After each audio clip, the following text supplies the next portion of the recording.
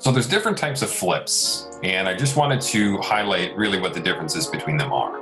So think of it like this. When you're flipping a house, and you might be very familiar with this, you might have seen it on TV once or twice, but when you're flipping a house, the idea is you want to make money. So you want to buy the house for a certain price, sell it for a higher price. Okay, but there's different ways you can do that. There's one end of the spectrum where you are basically building the whole house from scratch, more or less. Maybe it's a full gut job renovation where the bones are okay, but you're repairing everything else. Everything else is swapped out. Then there's going to be the other end of the spectrum, which is called a wholesale. Basically, you're doing nothing. You're sort of just listing and you're making a profit. So how does this work? Well, basically, if you're doing a full gut job renovation, you're going to need to know your numbers extremely well. You're going to need to know the contractor and make sure they can do the work, within a certain period of time with a certain budget. And then you're going to have to be very strong on the buy, right?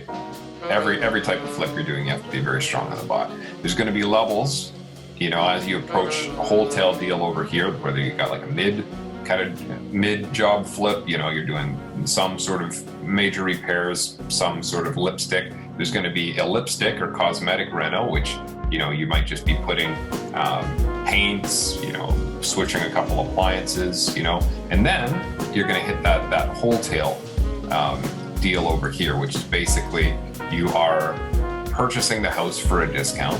You could have bought it on the MLS, but you also could have bought it through maybe a wholesaler off market in some way, and that discount is already there. So let's say that the after repair value, or like the price you're going to sell it for, or what it could go for on the market, is $500.